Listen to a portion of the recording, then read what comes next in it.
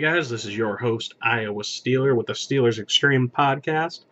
Today we are going to be talking about that game on Monday Night Football against them Cincinnati Bengals. Uh, Obviously, a very heated game. This matchup between, I refuse to call it a rivalry because it's not, we own the Bengals. But this matchup between the Bengals, this divisional match, with them has gotten quite nasty over the past couple of years. Everybody in Steeler Nation pretty much knows the history behind it. It's ugly, especially with guys like Vontaze Burfict, Pac-Man Jones, the usual suspects. These, Wallace Gilberry or whatever his name was when he was, I don't even know if he's still there anymore, George Iloka, guys like that. It's a nasty rivalry. It's hard-hitting. I just called it a rivalry anyways. It's hard-hitting, it's nasty, but it's football. Obviously, last night, not pretty. Burfict was up to his usual shenanigans. He's talking shit to people. He's trying to incite problems. I don't know what the announcers were drinking before the game, but they were, defending Burfict, and I couldn't believe it. They got after Bell for pushing Burfict around. Are you kidding me? Of course he's pushing that guy around. Burfict put his hands on him first and had his hands up in Bell's face, and then Bell retaliated. But they acted like Bell was the one bullying him. Yeah, because Bell's out there bullying a guy twice his size. Okay, that makes sense. But Gruden was defending him, talking Burfict up like he's this great player. No, Burfict is a fucking douchebag. He always has been and always will be. I don't think he's ever shown any remorse for his behavior. He doesn't care. He knows he's dirty, and he embraces that. He thinks he's some kind of villain or something, or some old school football player. No, he's just a douche. Twisting people's ankles, spitting on people, choking people, excuse me, hitting guys in the nuts, hitting people below the knee, driving people into the turf and kneeing them while they're on the ground. You name it. It's a laundry list of things that Burfict has done that are dirty as hell. And the Steelers have tried to be the classier team over the past couple of years. They get pissed off at Burfict, and usually somebody kind of tries to put him in his place within reason. We watched DeCastro drive him into the ground the one time and get in his face. Burfict loves that shit. He lives for drama. He's just a douche like that. I mean, that's all there is to it. At the end of the day, the guy's just a dirty douchebag.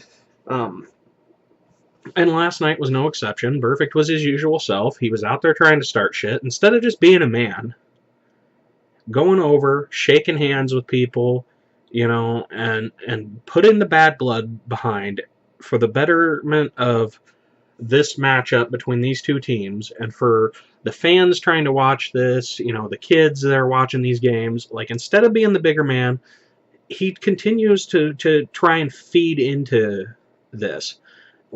Anybody who has watched these games should see that guy is the sole the sole catalyst to all this negative, behavior, the aggression, the physical, all the extracurricular stuff going on that shouldn't be going on. He's the catalyst for all of that. I mean, what more can you say about the guy? I mean, I've watched him for years act like this. He's got tape. I just was on YouTube. If you get on YouTube right now and you search Vontaze Burfict dirty in the search bar, the first video that pops up is an 8.5 minutes long or so. And it's all highlights of him being dirty throughout his career. Some of them on there are probably a little questionable to whoever created the video. Some of them are a little borderline. I don't know that I would call it dirty per se. There was a couple of things in there I saw that were kind of far-reaching. But for the most part, all that stuff in there is dirty stuff that he's been doing. And the very first thing is from high school. I mean, when you have tape from high school of doing something dirty, I mean, that's ridiculous. This guy has been dirty since high school. Matt Barkley played against Vontaze Burfict in in a state championship game, and he went right at Barkley's knee. And after the game, Barkley was quoted as saying he's a dirty player, and that's where it started. And then he was dirty while he was at Arizona State. He was like one of the most penalized players. And, you know, there's footage out there, and this footage wasn't even in this video. It was mostly his high school and then stuff from the NFL. Excuse me, guys. I got a bad cold, but, you know, it was mostly stuff from the NFL and from his high school days. And they completely, like, didn't put, like, any of his Arizona State stuff in there. I mean, I think I saw, like, one or two, maybe, but, like, they totally missed this one game where he played against Oregon State, and I think the quarterback's name that year was Katz, if I remember right, was his last name, but he headbutts this guy at one point during a game, and then at another point, he's choking a guy. Like, he physically had his hands around the guy's throat while he was on top of a pile. I mean, come on. And then this stuff didn't stop. I mean, he went undrafted in the NFL because of his history. That's how bad he was in college, how dirty of a player he was, that no team wanted to draft him. But of course, here come the Cincinnati Bengals when he's an undrafted free agent, because they love those kinds of players. They love the Chris Henrys, the Pac-Man Joneses, the Vontaze Burficts of the world. They love these guys. They even defend them when they act like total assholes out on the football field. They defend their behavior instead of putting them on saying this behavior isn't acceptable, which is exactly, here's an example. Last night, Smith Schuster lights Burfict up, just knocks him the fuck out. And what is the reaction from the Steelers after the game? We don't play like that. We don't do that. That's not Steelers football, because they have class. The Bengals would have defended Burfict if he had done something like that. They would have flat out defended him. Marvin Lewis would have said, "Oh, he's just a passionate player. He loves the game." That's how the Bengals operate. We all know. And I don't understand how they have this established track record of signing dirty players, defending dirty players when they do dirty things. And then the media sits here and acts like the Bengals are just like this squeaky clean team and the Steelers were out there being bullies, being dirty. Like they haven't been dealing with the Bengals bullshit for the past, 3-4 years or whatever. It's just ridiculous. The media needs to shut the fuck up. These people saying that JuJu Smith Schuster, that was dirty. It was a dirty hit. No, it wasn't. It was a clean block. He was running down Le'Veon Bell, and Schuster went up and lit him up. That's called football. That's called a block. It's not. He went up and hit him right in the chest with his shoulder, and the side of his helmet happened to make contact with him. It was not the crown of his helmet. That's the top of your helmet. That is the crown. You wear a crown on top of your head. You don't wear it on the side of your head. So, he lays this hit. It was a gorgeous block. I mean, it's the stuff football dreams are made of. I mean, years ago we would watch football and been like, "Oh, that's awesome." Instead, nowadays, football has become pussified to the point that you see these things and it's, "Oh, well, that was dirty. He hit him kind of hard." It's ridiculous. Football is getting ridiculous. This is the NFL. These are professional athletes, and they're starting to take out some of the physicality out of football. And it's just, I wonder how long it lasts before the game turns into two-hand touch or flag football. I mean, it's just stupid. I mean, I miss watching old school football. I miss watching guys like Hines Ward. Last night was like the closest thing I've got to see to that in a long time. But the block was not dirty. Plain and simple, wasn't a dirty block. I saw Deion Sanders on NFL Network tonight, along with some of the other usual people on there, and most of them were saying that wasn't a dirty hit. It wasn't the hit that was dirty. What was bad was how he stood over Burfict, the taunting. I get that. I get people being upset with that. It was excessive. I can admit that. I won't lie. I enjoyed the hell out of that. I absolutely enjoyed it. You know why? Because Vontaze Burfict is a scumbag, has been since he's, started playing football, and he finally got a taste of his own medicine. And he didn't like it, and the Bengals didn't like it. They love to enforce their will on everybody else. They love to lay out dirty hits. But when you give those guys a taste of their own medicine, they sure turn into the world's biggest hypocrites real fast.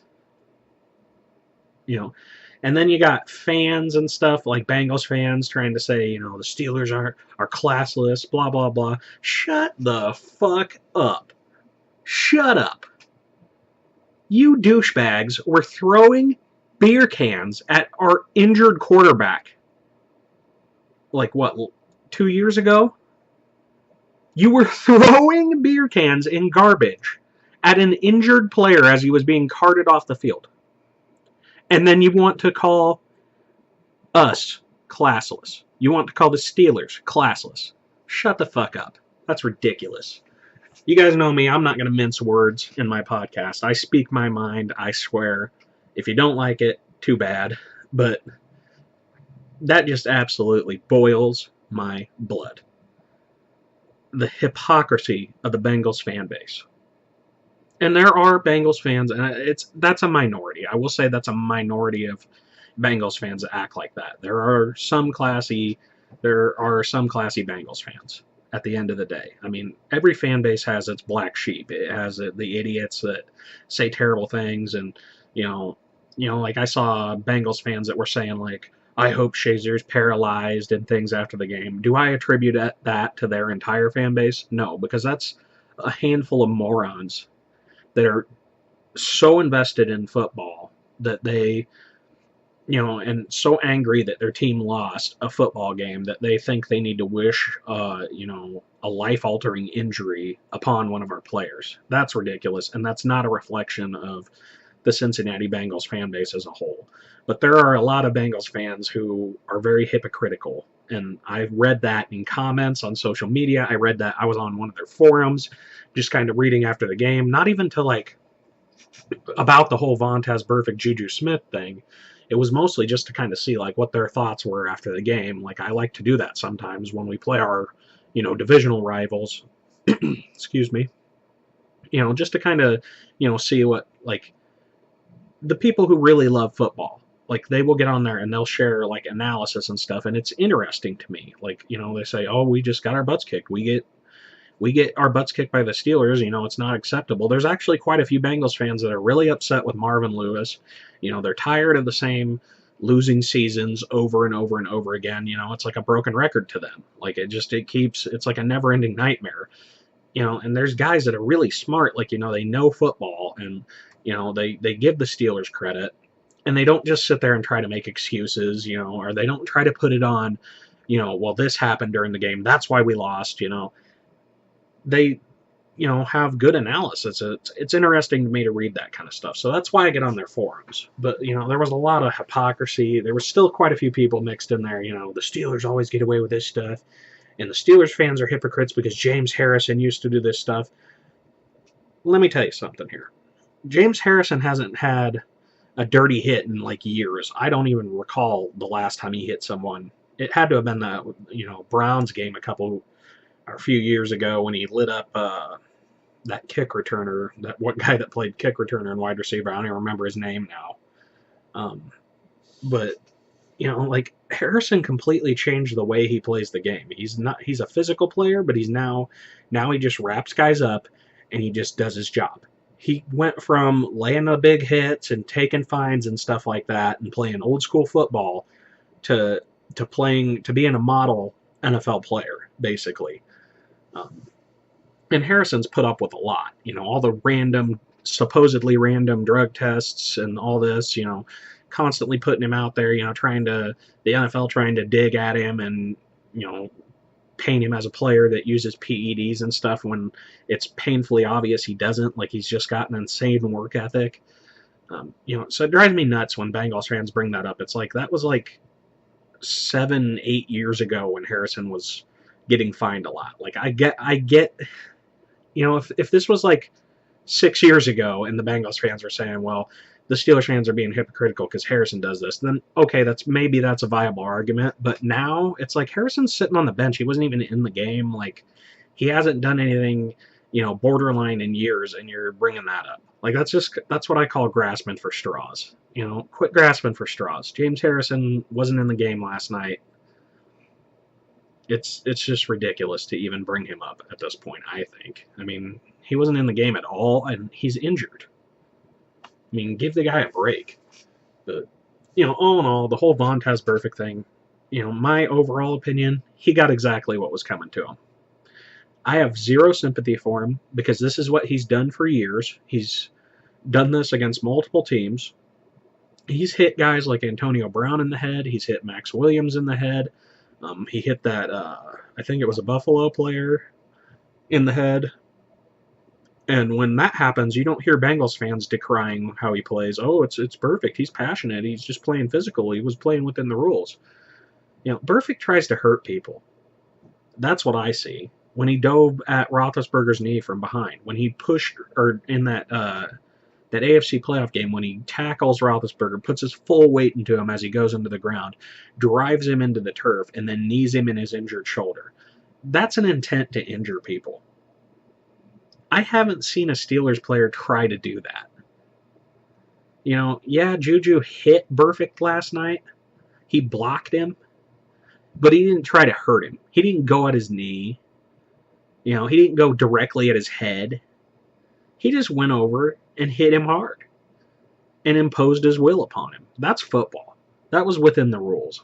And they can call that a crackback block or a peel off block, whatever they want to call it, whatever stupid term they want to throw at it. He was running. He was in a position to maybe make a shoestring tackle on Bell, maybe, and he got blocked.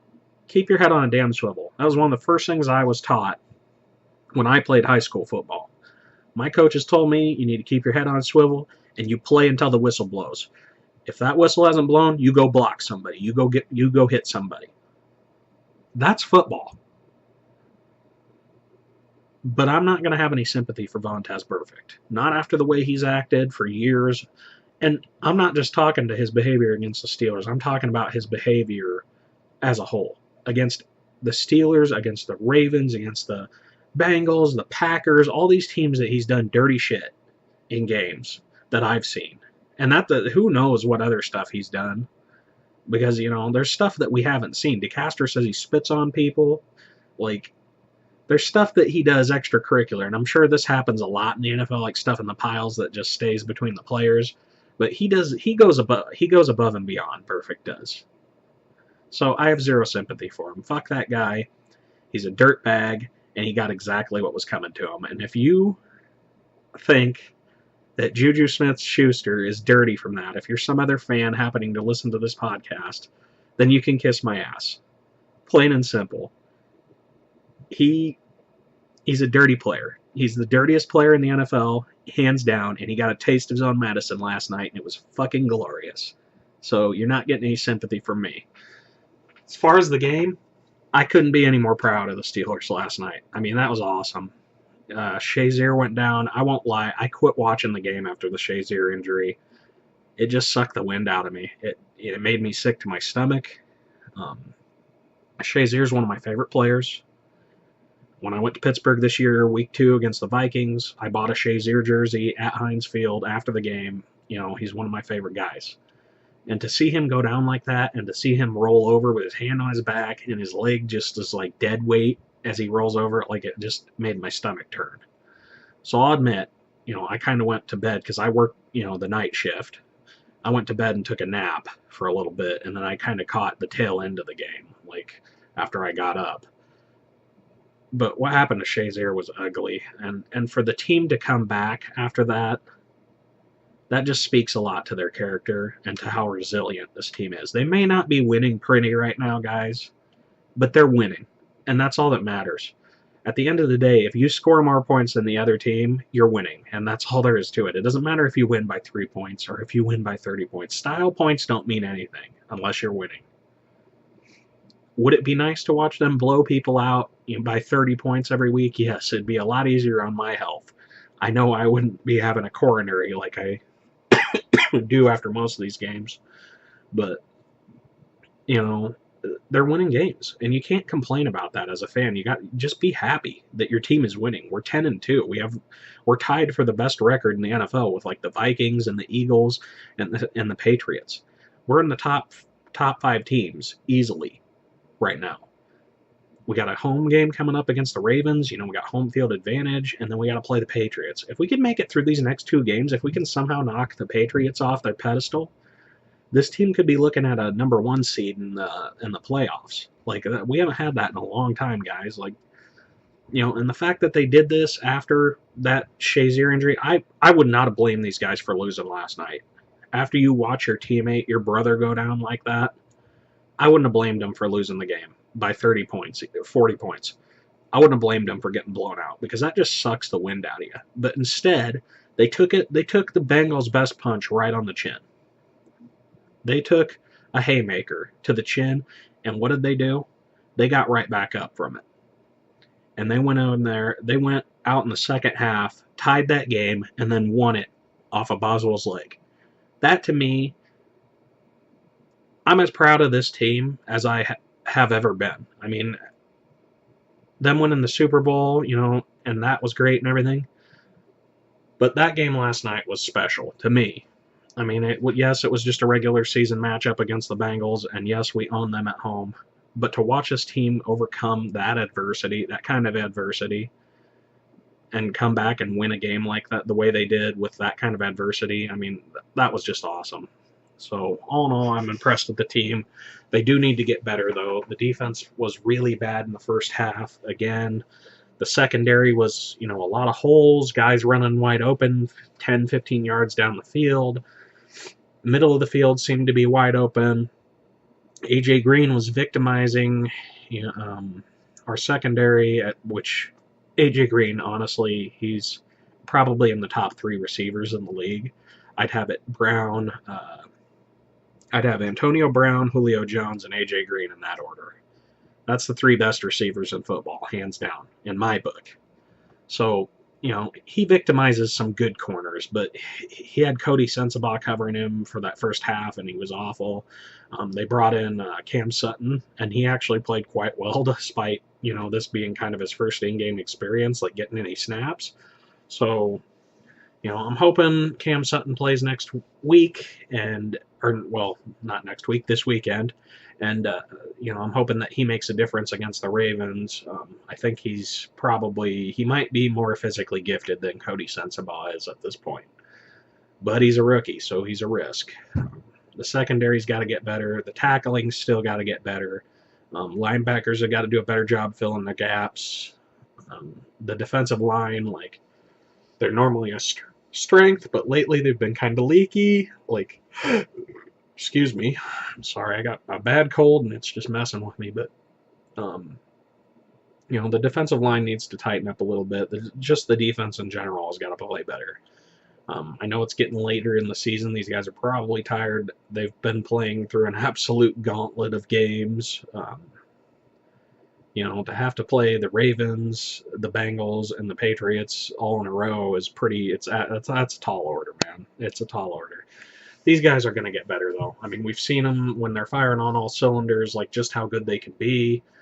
So, and a lot of the NFL, especially this late in the season and going into the playoffs, is simply being healthy. How healthy are you when you go into the playoffs? So we need to keep our fingers crossed, Steeler Nation. We need to hope that these guys can, get healthy going into the playoffs this year. I don't want to speak like it's a foregone conclusion. They could lose all the rest of the games. I don't know, but they just need to put it all together, and they need to try and be healthy going into the playoffs. And I'm hoping that Shazier is okay. I know they said that was a possible spinal contusion, or it was a spinal contusion or concussion or something like that. I've heard it referred to as both. You know how the media is, I've never really heard of a spinal concussion before. I've heard of a contusion, and I think that's maybe what they meant. But, I'm hoping Shazi is going to be healthy for the Patriots game at least, because this injury was supposedly very similar to the Tommy Maddox injury that he had, in the early 2000s, and he only missed a game.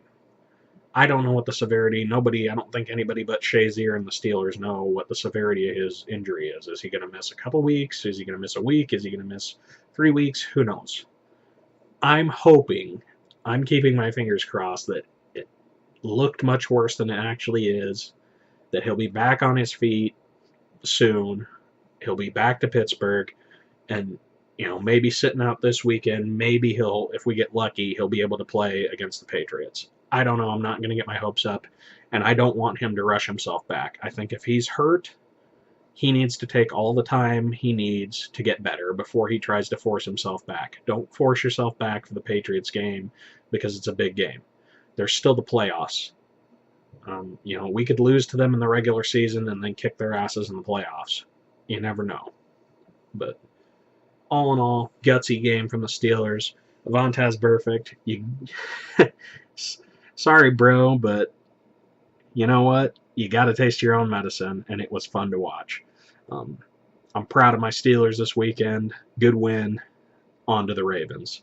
Thanks for listening tonight, guys. I know this was a long podcast. Probably not the best because I'm a little nasally. I got a cold going on. I'm kind of coughing a little bit.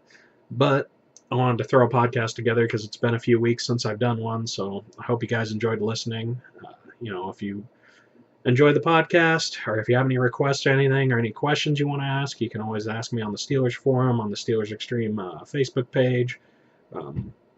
Shoot me a message on either of those. On YouTube here, give me a like, give me a subscribe, help out our channel a little bit, maybe get some more people listening to this thing.